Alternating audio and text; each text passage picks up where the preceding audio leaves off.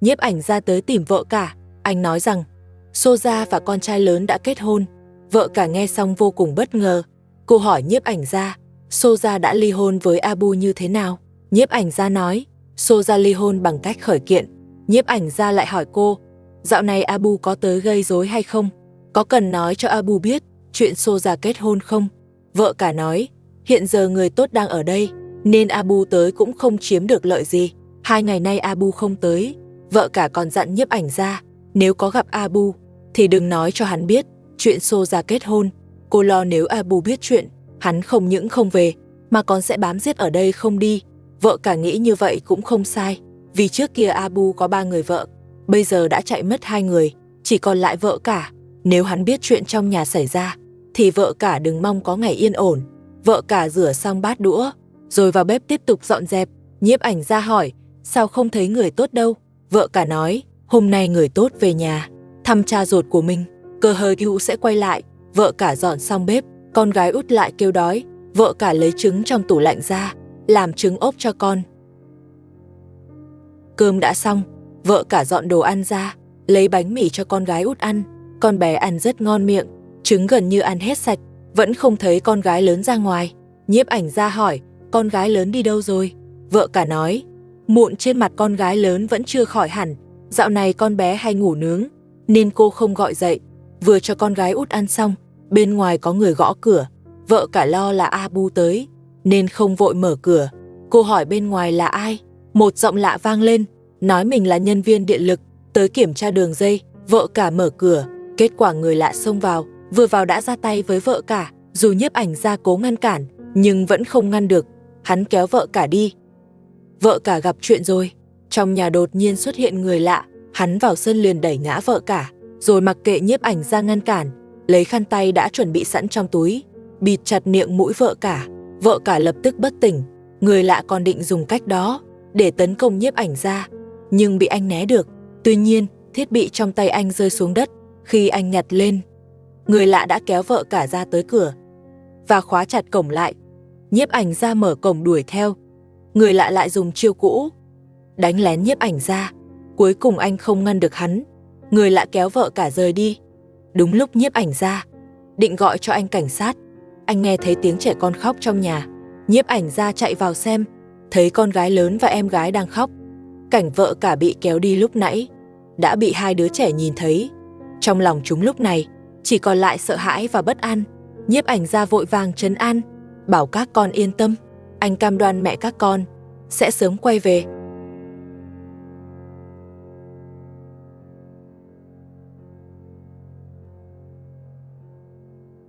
Người tốt đã trở về, cô còn mang theo một ít đồ tiếp tế. Nhiếp ảnh gia thấy cô về, liền nói vợ cả đã mất tích. Người tốt hỏi anh có đủ không? Người đang yên đang lành sao có thể mất tích? Cô vào phòng khách, thấy con gái út đang khóc. Người tốt đặt đồ tiếp tế xuống, rồi bế con gái út lên dỗ dành. Lúc này, người tốt mới tin lời nhiếp ảnh gia. Cô hỏi đã xảy ra chuyện gì? Nhiếp ảnh gia kể lại toàn bộ sự việc vừa rồi. Người tốt nghe xong, liền đặt các con xuống, rồi đi ra ngoài kiểm tra. Nhiếp ảnh gia thấy trước cổng có chiếc khăn tay do người lạ để lại. Anh nói với người tốt, người lạ đã dùng chiếc khăn này làm vợ cả bất tỉnh. Người tốt nhặt chiếc khăn lên, cô nói phải giữ lại làm bằng chứng để dùng về sau. Sau đó, người tốt ngồi xuống trong sân. Cô nói, chuyện này chắc chắn liên quan tới Abu, cô sẽ đi tìm hắn. Nếu hắn không giao vợ cả ra, cô sẽ gọi người thi hành pháp luật. Vợ cả vừa bị bắt đi không lâu, thì Abu đã xuất hiện. Hắn còn giả vờ hỏi người tốt, vì sao không mở cửa cho hắn, và hỏi vợ cả đâu rồi. Người tốt bảo hắn đừng giả vờ, cô đang chuẩn bị đi tìm hắn đây.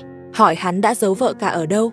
Abu nói, mình không hiểu cô đang nói gì. Hắn còn đòi vào nhà tìm vợ cả, hỏi vì sao không mở cửa. Người tốt nói ngay lúc nãy, vợ cả đã bị người lạ bắt đi. Cô hỏi, có phải Abu sai người làm không? Abu chối, nói không thể nào là hắn. Hắn còn nói vợ cả tự bày trò, rồi định vào nhà xem các con. Từ thái độ lạnh lùng của Abu, có thể thấy rõ, vụ vợ cả mất tích chắc chắn có liên quan tới hắn. Abu đúng là độc ác giống cha hắn. Vợ cả không có ở nhà, người tốt tuyệt đối không cho Abu tiếp cận bọn trẻ. Lỡ hắn nhân cơ hội bắt con đi, thì khi vợ cả quay về, cô biết ăn nói sao đây. Đúng lúc đó con gái lớn bước ra. Cô bé bảo Abu mau rời đi. Cô không muốn nhìn thấy hắn. Abu nói, mình là cha ruột của con, sao lại bị đuổi đi? Con gái lớn nói, chính ông đã sai người bắt mẹ đi. Cô nói mình ghét hắn, bảo hắn thả mẹ ra, nếu không sẽ không bao giờ tha thứ. Con bé thật sự rất dũng cảm. Người tốt vỗ tay khen ngợi. Cô đứng về phía các con. Abu nổi giận chất vấn, có phải họ dạy con cái như vậy không? Người tốt đáp lại, tất cả đều do Abu tự gây ra. Abu quát bảo cô cút đi. Hắn nói mình là cha của bọn trẻ, nên có quyền quyết định. Định xông vào phòng khách. Người tốt lập tức đẩy hắn ra. Abu vẫn không chịu dừng lại. Hắn muốn mang con đi. Người tốt nói, chỉ cần cô còn ở đây, thì hắn đừng hòng thực hiện. Cô yêu cầu hắn rời đi ngay, và bảo đồng bọn thả vợ cả ra, nếu không cô sẽ báo chính quyền. Nói xong cô đóng cửa phòng khách, bảo vệ các con bên trong. Abu đứng ngoài không làm được gì. Cuộc đối đầu tạm thời kết thúc. Abu mặt dày, lì lợm không chịu đi. Hắn đứng ngoài liên tục đập cửa. Người tốt không thể chịu nổi nữa. Cô bước ra đẩy hắn ra ngoài, nói nếu hắn còn không chịu đi, cô sẽ gọi người thi hành pháp luật. Abu nói mình có thể đi, nhưng hắn phải mang con gái lớn theo. Không cho mang đi thì gọi ai cũng vô ích. Abu còn khiêu khích người tốt, làm ra vẻ thách thức. Con gái lớn từ trong nhà bước ra. Bé chỉ vào Abu hỏi, vì sao ông cho người bắt mẹ? Giờ mẹ không có ở nhà, không ai nấu cơm cho hai chị em. Abu nói mình không hề bắt vợ cả, bảo con gái lớn đừng nghe người khác nói bậy. Hắn còn nói nếu con gái lớn đói, hắn có thể dẫn con đi ăn hamburger. Con gái lớn nói mình không đi đâu cả, bé chỉ muốn tìm mẹ. Người tốt lo Abu nhân cơ hội bế con đi, nên bảo con gái lớn vào bếp ăn tạm bánh, đuổi được Abu rồi sẽ nấu cơm. Sắp xếp ổn cho con gái lớn xong, người tốt quay sang nói với Abu, cô cho hắn cơ hội cuối cùng. Nếu sau 1 tiếng nữa, vợ cả vẫn chưa quay về, cô sẽ gọi người thi hành pháp luật. Abu cười khẩy, bảo cứ gọi đi, hắn không quan tâm. Hắn còn nói, nếu bảo hắn bắt vợ cả, thì phải đưa ra bằng chứng. Abu đúng là kẻ phá hoại, không có lý cũng cãi cho bằng được. Người tốt không dễ bị bắt nạt như vợ cả. Cô bảo Abu mau cút về, và suy nghĩ kỹ những lời cô nói. Abu quát bảo người tốt đừng xen vào. Hắn còn nói với cô, từ đâu tới thì quay về đó. Người tốt nói, cô là chị em của vợ cả, nếu vợ cả xảy ra chuyện gì, cô tuyệt đối sẽ không tha cho hắn. Nói xong liền đuổi Abu đi. Abu rời khỏi đó. Người tốt vào bếp, chuẩn bị đồ ăn cho bọn trẻ, ngồi xuống cho các con ăn. Cô an ủi con gái lớn, bảo con đừng lo cho mẹ, vợ cả sẽ sớm quay về. Ăn xong, người tốt cầm lược, ngồi ngoài sân chải tóc cho con gái lớn. Mặt trời sắp lặn, có lẽ hôm nay vợ cả không về kịp. Người tốt tiếp tục trấn an con gái lớn, nói tối nay sẽ ngủ cùng con, sáng mai sẽ gọi cảnh sát, điều tra Abu, tốt nhất là bắt hắn lại. Con trai lớn muốn lấy lòng ông bố chồng, nên cố ý mua một bộ ấm trà. Soja cũng thích, liền tiện tay lấy 3 cái cốc. Con trai lớn lúc này cũng hối hận, liền lấy nốt số còn lại. Ông bố chồng bảo họ đặt xuống, nói bộ ấm trà này đã là của ông, không ai được mang đi. Soja sợ bị ông mắng, đành ngoan ngoãn đặt lại trước mặt ông. Đặt xong bộ trà, ông bố chồng phất tay đuổi Soja đi. Nhưng Soja chưa chịu đi, vẫn còn tiếc mấy cái cốc. Con trai lớn xin ông cho Soja một cái, nói cốc cũng còn nhiều. Ông nói đồ con tặng là của ông, không cho ai cả. Con trai lớn không còn cách nào, đành đồng ý, lần sau sẽ mua cho Soja bộ y hệt. Ông nghe nói mua bộ y hệt, liền không đồng ý. Ông nói có thể mua, nhưng không được giống hệt. Con trai lớn dù bực, nhưng cũng không nói được gì, đành chấp nhận. Ông bố chồng sai bà mẹ chồng mang bộ cốc đi giấu, rồi gọi con trai lớn lại, bắt anh cắt tỉa cây nho trong nhà. Con trai lớn chỉ biết cầm dụng cụ làm theo, bắt đầu làm theo yêu cầu của ông bố chồng. Con trai lớn mang thùng sắt tới, định dùng làm thang leo lên cao. Soja cũng bận rộn, thu dọn quần áo phơi dưới giàn nho. Quần áo còn chưa thu xong, ông bố chồng đã giục con trai lớn làm nhanh. Con trai lớn biết tính ông rất khó, nên không dám tự ý cắt tỉa. Anh kéo cành nho hỏi ông, có cần cắt cả chỗ này không? Ông bố chồng nói, cứ làm đúng theo ý ông, nhưng ông có điều kiện. Năm nay đã cắt tỉa, nếu sang năm nho ít quả, thì sẽ tính sổ với con trai lớn. Nghe vậy anh lại do dự, không dám cắt nữa. Ông bố chồng bảo cứ mạnh tay, còn gọi bà mẹ chồng ra giúp, đưa dụng cụ cho anh. Con trai lớn cầm dụng cụ đứng một bên, vẫn còn rất dè dặt, anh sợ làm sai sẽ bị mắng. Soja bảo anh cứ làm, dù sao cũng là ông bảo làm. NM sau có ít quả, ông cũng không thể làm gì anh.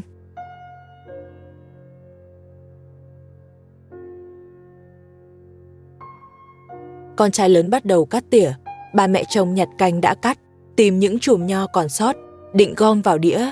Xô ra lại bắt đầu gây chuyện. Cô ném cành nho vào người bà mẹ chồng, bảo anh ta kiểm tra kỹ từng cành, không được bỏ phí quả nào, còn dặn gom hết để cô ăn. Nói xong thì bỏ đi. Bà mẹ chồng kiểm tra rất kỹ, hái nho trên cành, cho thẳng vào miệng ăn. Anh ta chẳng để phần cho xô ra. Bà mẹ chồng đứng dậy tìm xô ra, kéo cô đẩy vào giàn nho, trả lại y hệt cách cô vừa làm. Con trai lớn thấy vậy, bảo họ đừng gây chuyện, anh còn đang làm việc. Dưới giàn nho nhiều côn trùng, dễ bị dị ứng. Nghe con trai lớn khuyên, bà mẹ chồng mới chịu dừng. Nhưng vẫn chưa xong, anh ta nhân lúc xô ra không để ý, tát cô một cái, rồi còn cầm dụng cụ định đánh. Xô ra hoảng hốt né tránh. Cô nói không muốn chấp nhặt, bảo bà mẹ chồng tránh ra, để cô nhặt nho ăn. Bà mẹ chồng lại đẩy cô một cái, bắt cô dọn luôn cành nho. Nói xong thì vào nhà nghỉ. Ông bố chồng giục xô ra làm việc, mang cành ra ngoài vứt. Không chỉ ông giục, con trai lớn cũng giục theo. Xô ra liền bỏ làm.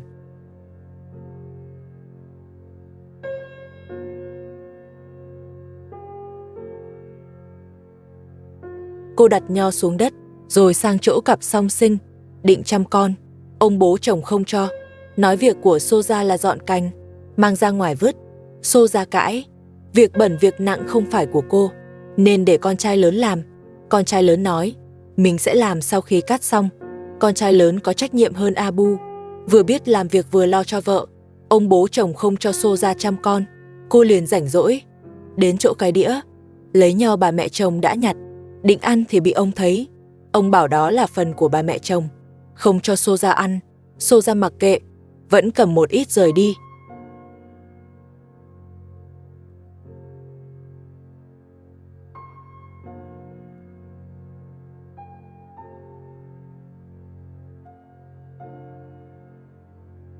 Bà mẹ chồng và xô ra làm việc cũng không đàng hoàng. Ông bố chồng sợ bà mẹ chồng bị bắt nạt, nên chống gậy đi tới.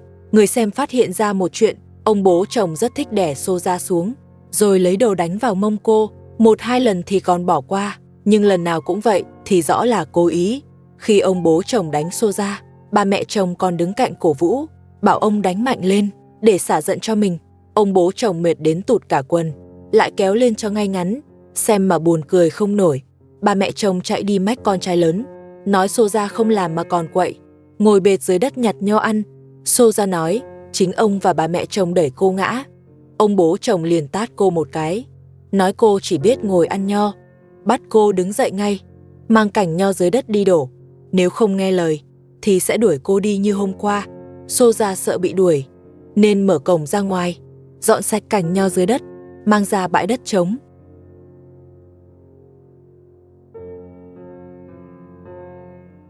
Xô ra dọn xong rất nhanh, sân đã sạch sẽ, nhưng ông bố chồng lại kiếm chuyện, nói con trai lớn cắt hỏng giàn nho.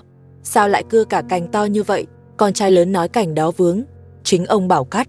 Ông bố chồng đáp, đúng là ông bảo cắt, nhưng không bảo cưa cành to như vậy, còn nghi anh cố ý làm hỏng, muốn năm sau ông không có nho ăn. Ông bố chồng đúng là lắm chuyện, lúc cắt thì không nói, giờ cắt xong mới làm khó. Ông lại bắt đầu gây sự. Xô ra và con trai lớn giải thích. Con trai lớn nói, trước khi cắt đã hỏi ông rồi, chỉ cắt sau khi ông đồng ý. Nếu ông không hài lòng, thì anh sẽ dừng để ông tự làm. Ông bố chồng nói, anh đã phá hỏng rồi, giờ mới đẩy việc cho ông, còn mắng anh vô dụng. Con trai lớn nổi giận, anh nhảy xuống khỏi thùng, nói với ông, dọn xong là anh không làm nữa, để ông tự xử.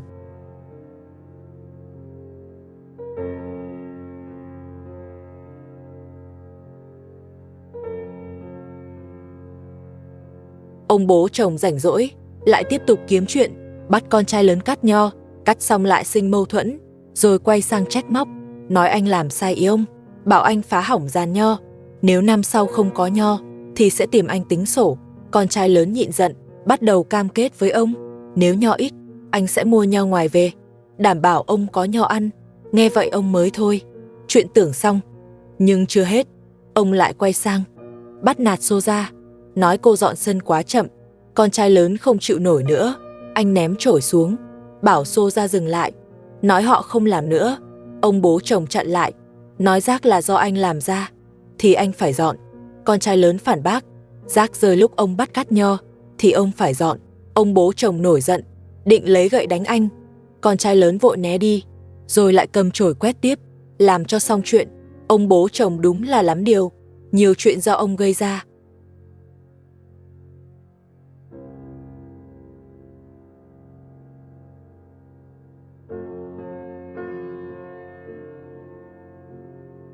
Chỉ vì xô ra nhặt quần áo rơi, trong lúc dọn sân, cô lại bị ông đẩy ngã.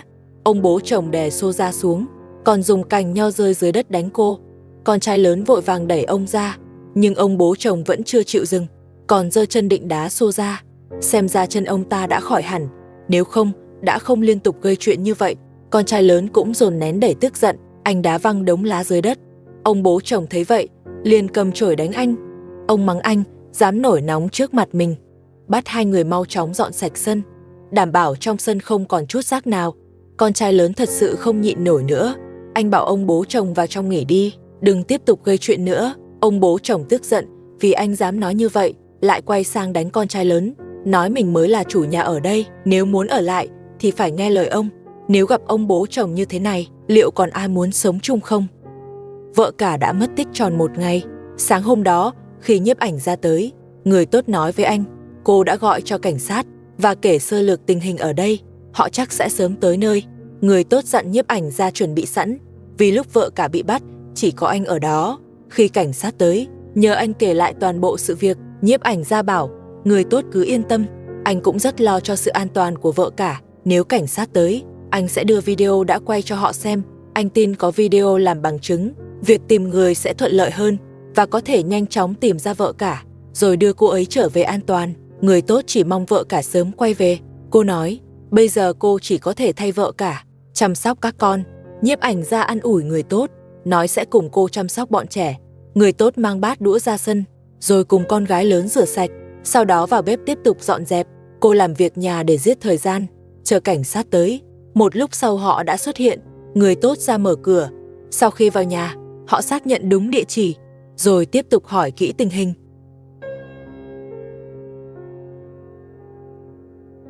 Người tốt nói, vợ cả bị người lạ bắt đi, cô rất lo lắng, cô mong họ sớm tìm được hung thủ, đưa vợ cả trở về an toàn. Anh cảnh sát nói, họ sẽ cố gắng hết sức, nhưng cần thêm thông tin để thuận lợi cho việc điều tra. Người tốt mời họ vào phòng khách, nói có video lúc vợ cả bị bắt. Cô lấy video từ nhiếp ảnh ra, đưa cho anh cảnh sát xem. Họ xem rất kỹ từng khung hình, mong tìm được manh mối quan trọng. Sau khi xem xong, họ nói người lạ đã che kín mặt, không thể nhìn rõ diện mạo. Vụ việc này không hề đơn giản, họ cần thêm manh mối khác để tiếp tục truy tìm. Mục tiêu cuối cùng là tìm được người lạ và đưa vợ cả trở về an toàn.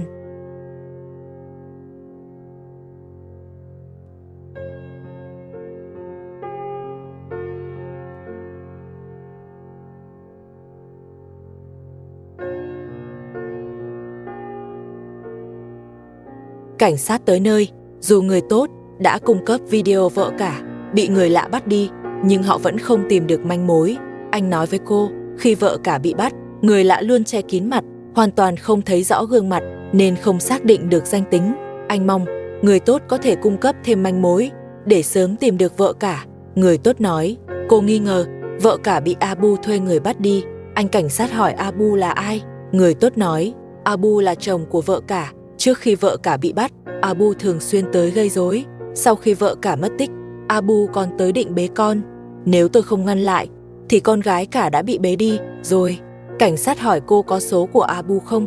Nếu có thì gọi thử, để anh trực tiếp hỏi rõ, xem Abu nói gì. Nhiếp ảnh ra đưa điện thoại cho cô gọi. Người tốt gọi cho Abu, rồi đưa máy cho cảnh sát. Anh hỏi Abu, có biết chuyện vợ cả bị người lạ bắt không? Và quan điểm của anh ta về việc này.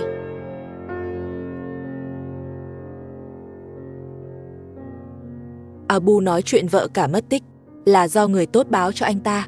Nghe xong anh ta cũng rất buồn và đang khắp nơi dò hỏi tin tức, mong sớm tìm được vợ cả. Anh cảnh sát lại hỏi, tại sao hôm qua lại tới bế con?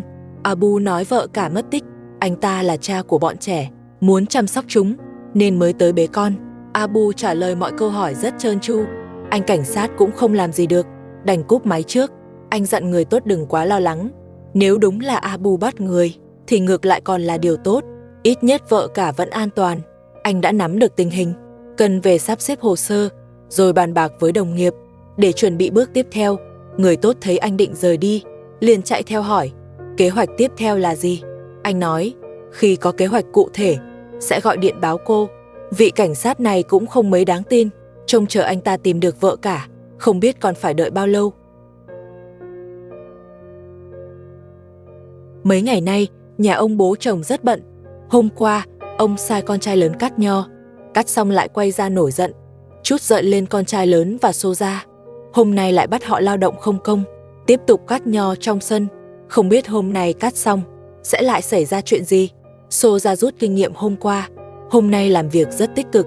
Cô kéo cành nho đã cắt ra bãi đất trống bên ngoài, không ngờ gặp đàn dê đi ngang. Đàn dê vây quanh cành nho ăn ngấu nghiến, dê ngày càng đông, ăn sạch bên ngoài, rồi còn chạy vào sân nhà ông, làm Xô Gia sợ hãi. Cô vội xua đuổi đàn dê, nếu không, ông bố chồng chắc chắn sẽ đổ lỗi cho cô, và cô sẽ bị đánh, chắc chắn không thoát. Đuổi dê đi xong, Xô Gia lại dọn vệ sinh trong sân. Đúng lúc điện thoại con trai lớn reo lên, anh nghe máy, rồi cãi nhau dữ dội. Xô Gia nghe thấy liền dừng tay, đó là cuộc gọi từ vợ cũ của anh. Thì ra trước đây họ có một đứa con, cô ta đưa con tới, bảo anh ra đầu làng đón, rồi để con lại cho anh, sau đó lên xe rời đi.